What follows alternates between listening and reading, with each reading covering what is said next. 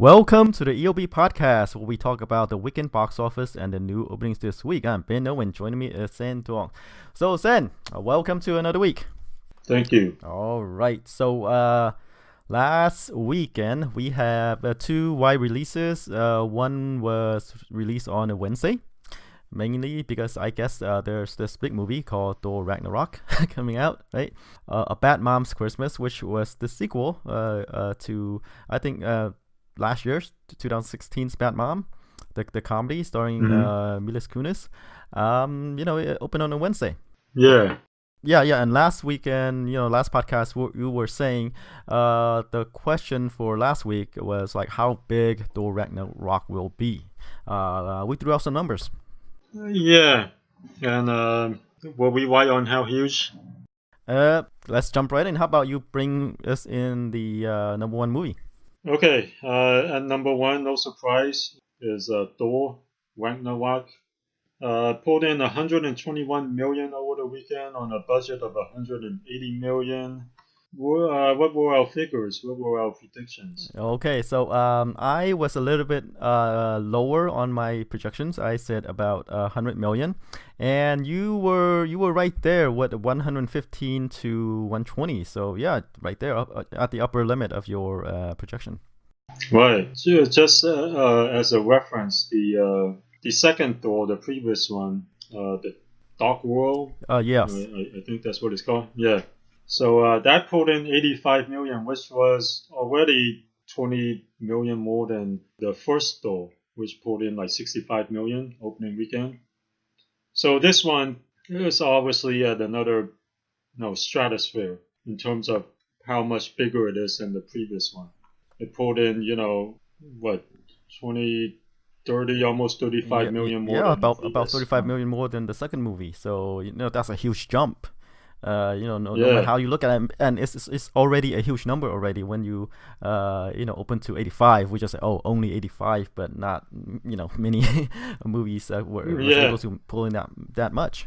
Yeah, and this is what the second biggest opening weekend of the year, is it? Behind Guardians of the Galaxy Volume 2. I'm not sure, but it's huge.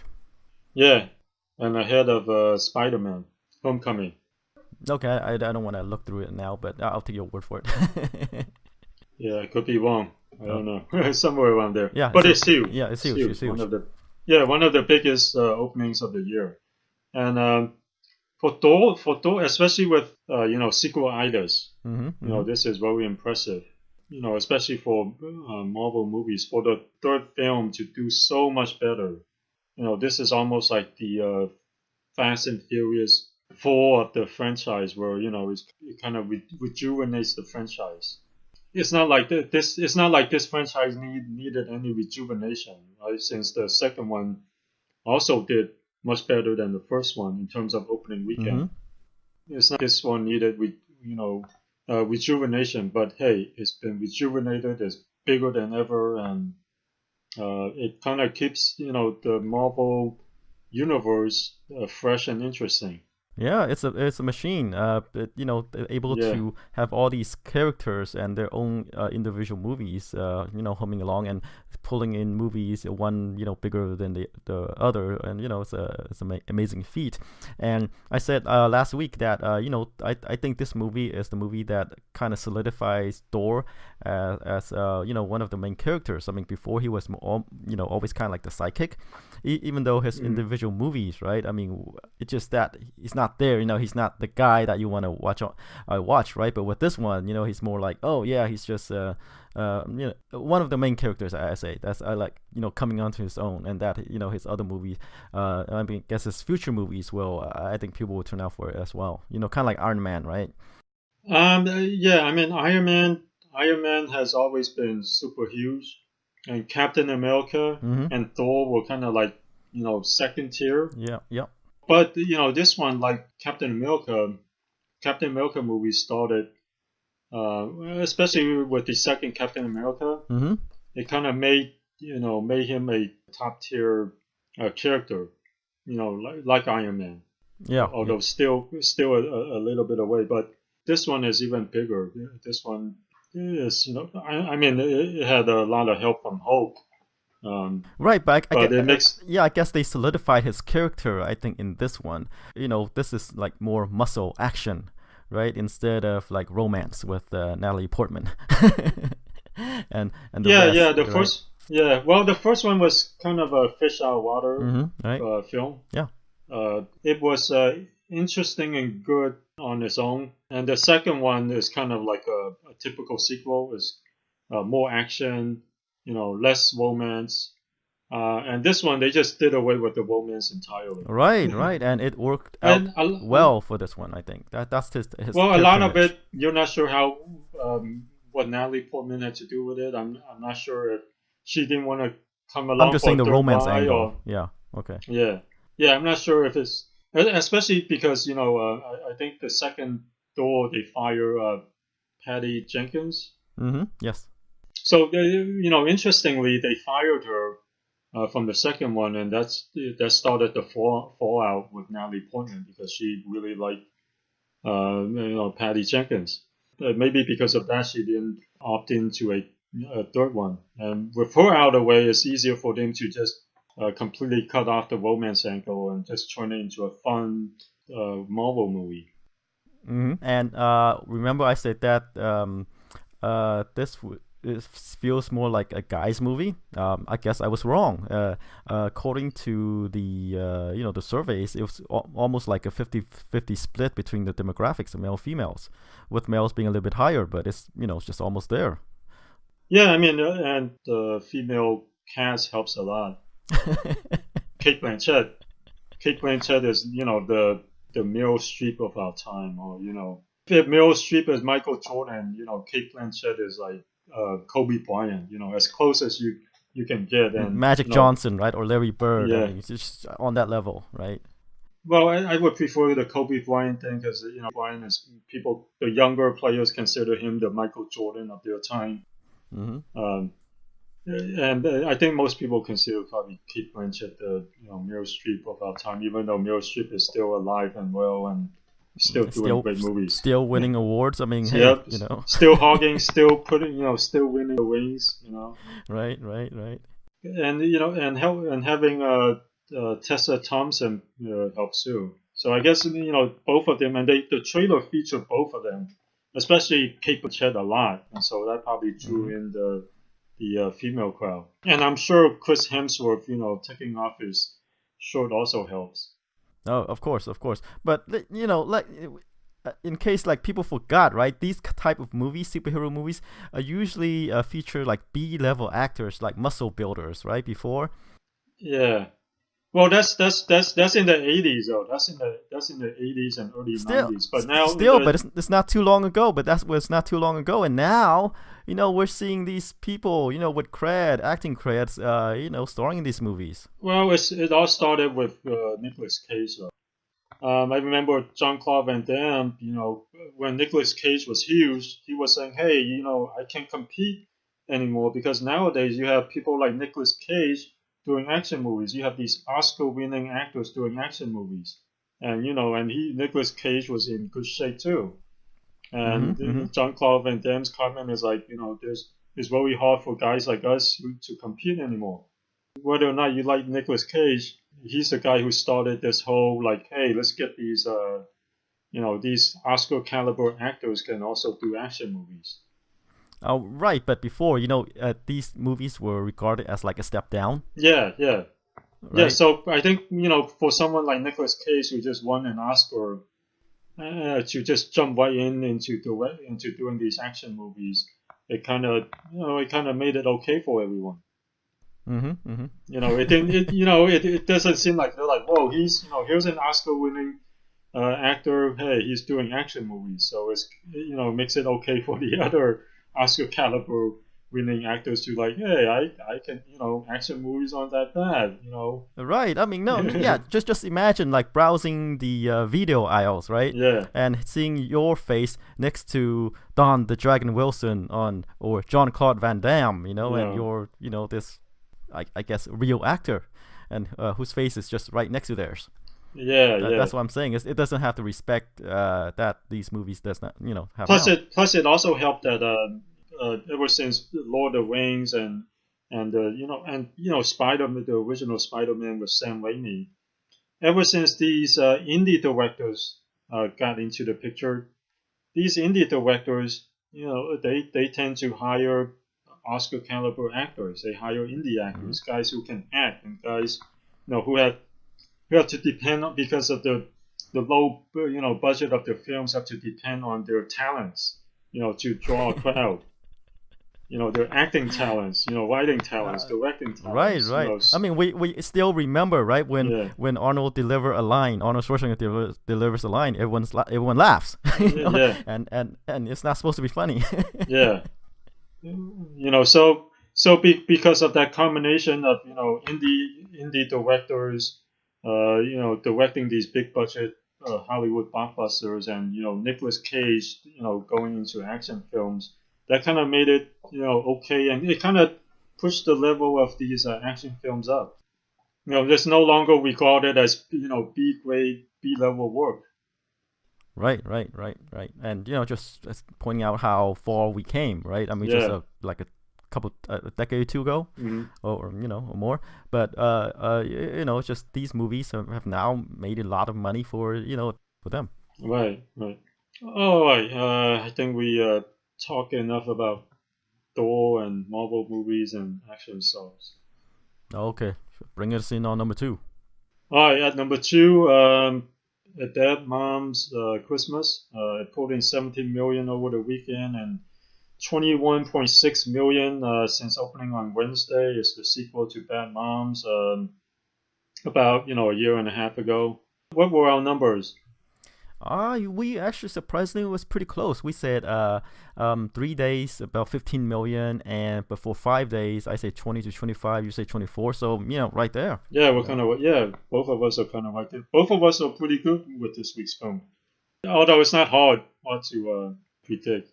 Yeah, but like a Bad Mom's Christmas, it kind of held on, right? Yeah. I guess the first Bad Mom opened to 23 million. Yeah. So it kind of kept its audience, but I guess it's the thing to see is if it can hold on, right? Yeah. If it has legs. Yeah, the reviews are pretty bad though. 31% on Rotten Tomatoes. Yeah, it might not meet the level of the first movie. You might not make as much, and there's competition this week with another comedy. Oh, okay. The exact same. I'm not sure if it's gonna get any competition though, because we'll talk about it later, and we briefly mentioned it last week. It's kind of the opposite of it. Instead of Bad Moms, it's like Bad Dads. Kind of, right? But so I don't think there's that much competition. Yeah, but there are gonna be some crossovers, so we'll get to the it. movies will affect it somewhat. We'll get to it. We will get to it. Right. Okay. All right. So that's Bad Mom's Christmas. So it's kind of, I guess, met expectations. Yeah, solid opening, but whether or not it can hold on to its audience, like the first one was very leggy. It kind of stayed in. It kind of held its audience week after week, and slowly, made over 100 million, and close to 200 million worldwide. So, yeah, and who knows? This movie could follow the same trajectory as well. I mean, even though it might make lower than the first movie, I think it will still make a decent profit for STX since the budget is only about 30 million. So hey. Yeah. Right. Okay, moving along to number 3 is the horror movie Jigsaw. As expected, second weekend drop off is huge, nearly 60%, put in 6.7 million. Domestic gross right now is about 29 million. The budget's only 10, so yeah, whatever. Yeah, it's doing a solid business, and worldwide there's already a 60 million. Yeah. And, pretty damn good for a $10 million film. Right. I mean, since the movie makes most of its money in the opening weekends anyway, right? Whatever it makes later on is just gravy, and the budget's very low. Yeah, they're already counting profits. Yes. They're already Jigsaw 2. They're already since it's Lionsgate, they're already plotting Jigsaw 2, 3 until 8. Right. What you're saying is there are more pieces to this puzzle, and there's going to be a cinematic universe. Right. Okay, number 4 is Tyler Perry's Boo 2, Madea Halloween. Yeah, it's a sequel with with the 2 in the title, right? Pulled in about 4.7 million over the weekend, 43 million after 3 weeks. So it's chugging along, doing okay. Yeah. Drop off is kind of huge with a 54% drop off. Yeah, so, but still. not as leggy as the first film. But hey, it's doing typical Tyler Perry figures, which is very good for Lionsgate. Yeah, and the thing is with Tyler Perry's movies, right? For having a sequel to Halloween is already pretty good because his other movies, they don't really have sequels. Yeah, right. They just have different situations. Right. Well, the whole Madea is like a sequel. Yes, but not Halloween. Yeah. It hasn't repeated yet. This is interesting because Madea is like a cinematic universe, unto herself. She has her own films, and she spun off a horror film, and who knows what she's gonna do next. Right. So I mean, if he wants, he could probably do Boo 3. Yeah. Since definitely it's kind of lucrative for him, right? And they already did Medea's Christmas, right? Right. How did that do? Did that did it well enough to for them to greenlight Medea's Christmas too? Let's see. It only brought in 53 million worldwide. Oh, but what about domestic? Domestic's 52 million. Oh, so domestic. It really doesn't have an audience overseas. Yeah, that's pretty good though. 52 million. Yes. So that could spawn a budget is around. Well, it depends on the budget, right? If the budget's around his usual levels, around maybe 30 to 40 million, it's still not there yet. Well, 20, it's like 20. Boo 2 is 25 million, so I don't think.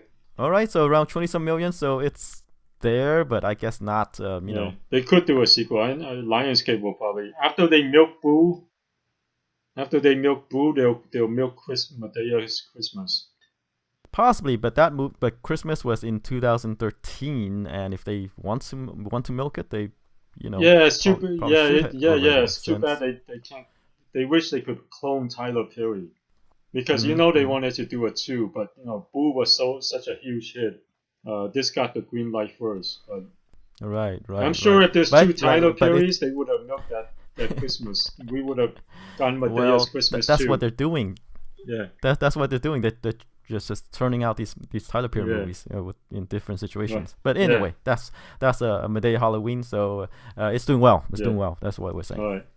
Speaking of doing well, the next movie on our list is not doing so well, on the opposite spectrum. No. A disaster. Complete opposite. Yeah. Geostorm. Disaster. Pulled in 3 million over the weekend.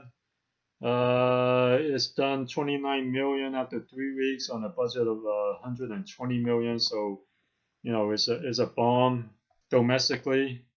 Let's see where it's at worldwide. 182 million worldwide. It needs to get to 240 to probably break even, and it might still get there. As we said previously, I think disaster movies are kind of passé at this point, and I guess Geostorm just came at the wrong time. Hey, but overseas is still pulling in a crowd. Sure, but for here domestically, I mean, there are enough, and I guess people have moved on to other things, and with all these superhero movies, it's pretty much disaster movies as well. Yeah, right. We've seen the world destruction a gazillion times in these superhero films. Right. I mean, we've seen it blown up in various ways. We've seen like superhuman creatures trying to, destroy the world as well. But now this one, satellites with weather, nah. Right. They took the, like you said, they took the disaster movie into space, and that's that when you do that, you're at the end of the line. Right. So and the thing is, the foreign audience always takes a couple years to catch up. So with Geostorm doing so poorly here in the United States, the next disaster movie will tank overseas. Yeah, sure. And the reason I guess why the overseas market is kind of slow in following is because some of these movies don't usually make it over there, so they might not get as many of these movies. Yeah, right. But it always is where it always takes the overseas market a couple of years to catch up to, the fact that some of these movies are no longer in vogue or no longer popular. Yeah, it just depends on how's it going there. Like we said that the release schedules or or Yeah, different, that's true. right? And some of these movies really Yeah, don't open there, right. so they haven't seen as many as we have here. Yeah, that's So true. And some of them, have those films on video. right, and if they watch it, right, Yeah. because there's so many, and there's only so much time. All right, should we move on? Yes, go ahead. All right, at number 6 is Happy Death Day. It grossed 2.8 million over the weekend. After 4 weeks of release, it has done 53 million on a budget of about 5 million. It's still, chugging along. The worldwide figure is at 78 million. So one of these huge, profitable horror films that continues the Jason Blum brand, continues their success. Oh yeah. About 5 million budget makes a lot of money here and overseas.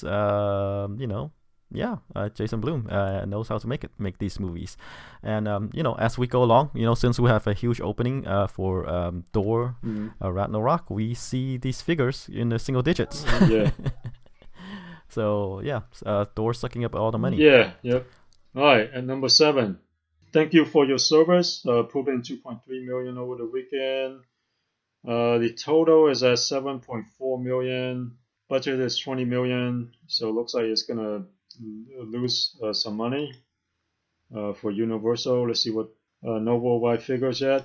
No, surprisingly, Thank You for Your Service. We mentioned it before. Surprisingly well reviewed. Hits that military veterans crowd, but surprisingly no, that American sniper crowd, but no one came for it. Yeah, I guess the reason is, as you alluded to in your preview, right? You say, hey, these movies are pretty generic, and if you've seen one, you've probably seen them all. And there's Miles Teller, and can Miles Teller bring in the crowd? As we've seen, no. Yeah, I guess maybe the premise, despite it being a good film, the premise wasn't interesting enough to draw in the crowd. Well, it's not that it's interesting enough, but as you said, it's like done Well, before, that's what right? that's what I mean. Like if they have done this, if they have tried to do this a little bit differently, that seems a little bit more interesting, other than just the usual people coming back from the war and having a tough time adjusting to life. Could they have gone at that from another angle? Right. But again, like I say, this movie depends on its stars, and Miles Teller, Haley Bennett, Amy Schumer, even just doesn't differentiate this movie from the Yeah, rest. right. All right, let's move on to number 8. Blade Runner 2049 pulled in 2.2 million over the weekend. The total is at 85.5 million. That's roughly half of its 150 million dollar budget. It's super well reviewed film. During the when the award season comes up, or as we enter the award season, we're gonna hear its name. But the worldwide figure is at 240 million. So worldwide, it still needs about 60 million to break even. I'm not sure if it's gonna get there. I'm not sure if it's gonna be able to pull in another 60 million. Right. Just as a contrast, right? Blade Runner 2049, all this money poured in, and then there's Happy Death Day, Yeah. which makes more money than Blade Runner 2049. Well, profit, Yes, yeah, but not in sure, terms of profit. total box office. But Obviously, right, this. but that's all that matters, right? Yeah, Profit. yeah. But I think in terms of total box office, obviously more people watch Blade Runner 2049 than Happy Death Day. Right. Moving along to number 9 is Only the Brave. Mm-hmm. The movie about a group of firefighters based on a true story. It poured in about 2 million over the weekend. Domestic gross so far is only about 15 million. The budget is 38 million. So yeah, right at this point it's losing money. Yeah, and kind of like Thank You for Your Service. Another well reviewed film. This one is even 91% on Rotten Tomatoes, but people just haven't really cared about these like current events type of movies. And you know what? This movie has something in common with Thank You for Your Service. What? Miles Teller? Miles Teller. Yeah, Miles Teller.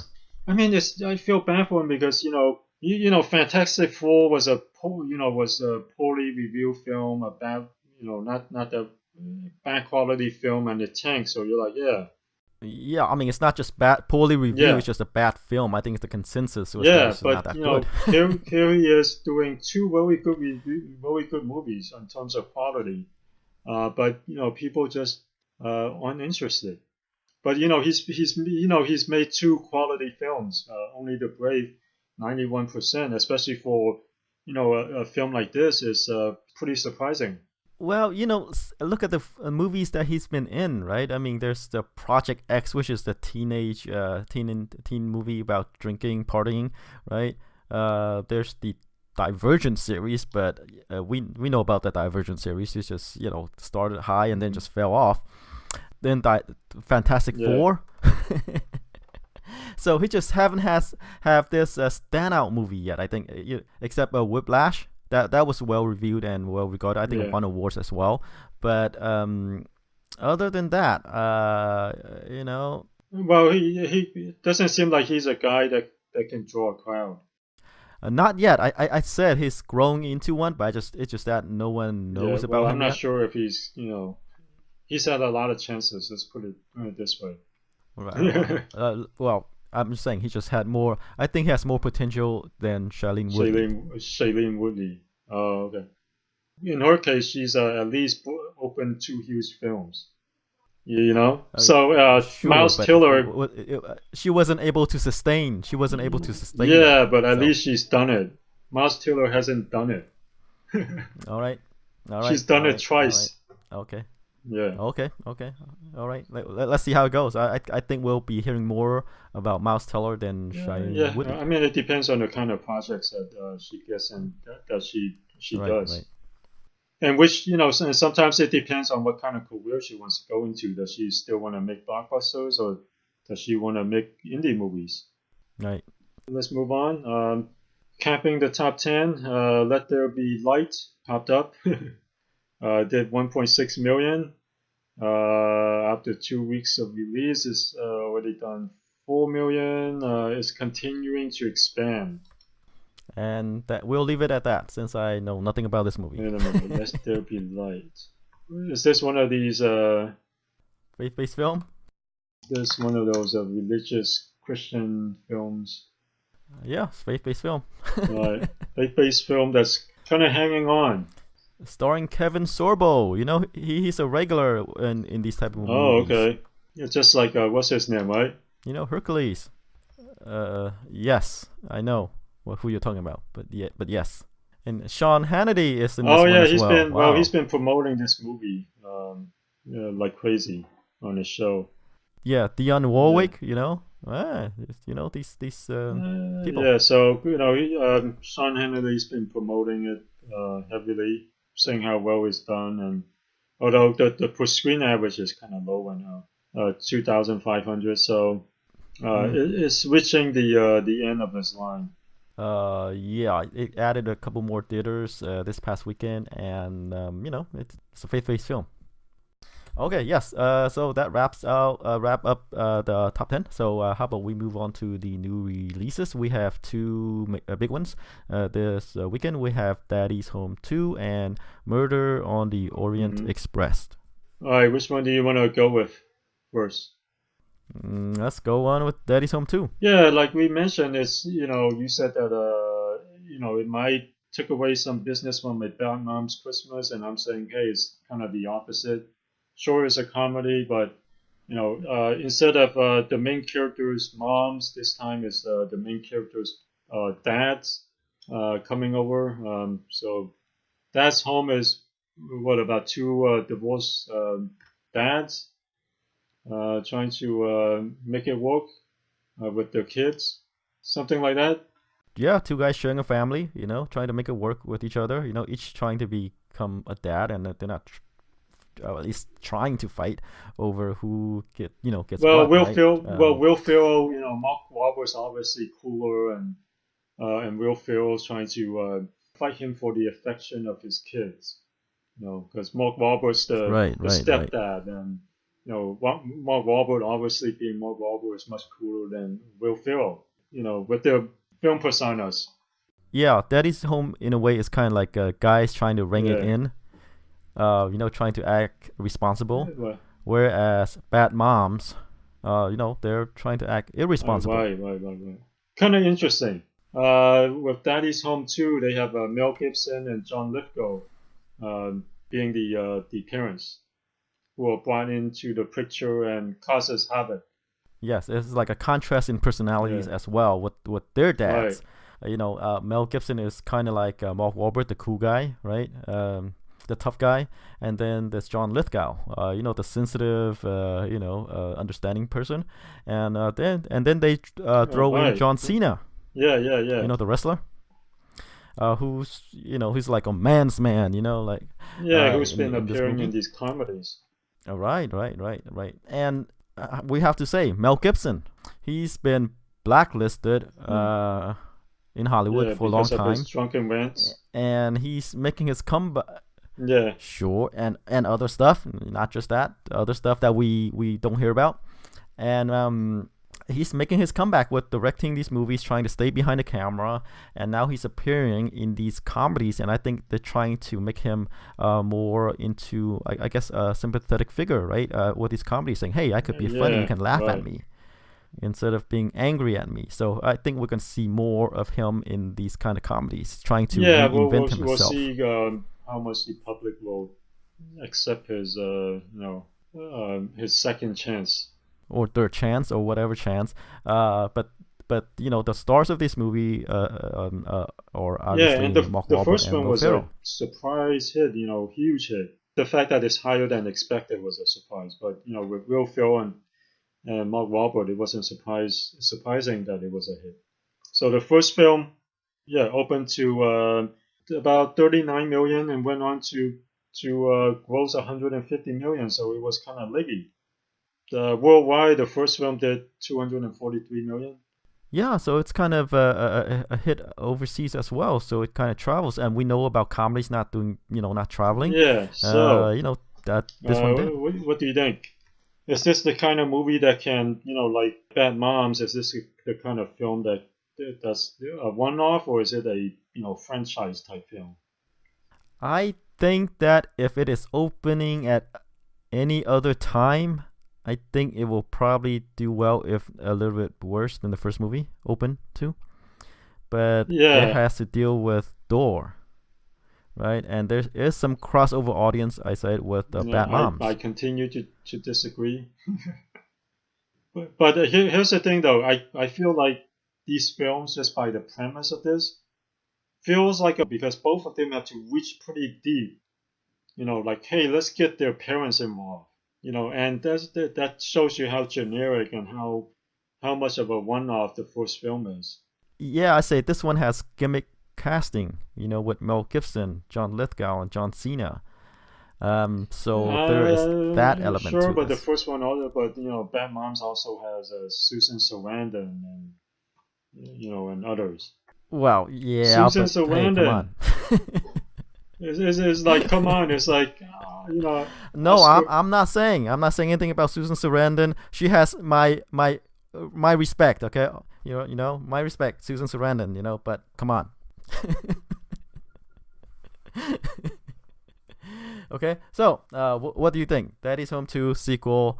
You say this is a one-off, so obviously you think it's not going to open as high as 38 million. No. And I think so too. Yeah, I think it's going to be like Bad Moms, where it's kind of a one-off film, and people might they like the first film, and those people who like it a lot will go watch it, and those people who seen it and like, it's not bad, but I'm done. After the first one. And I don't think it's gonna draw.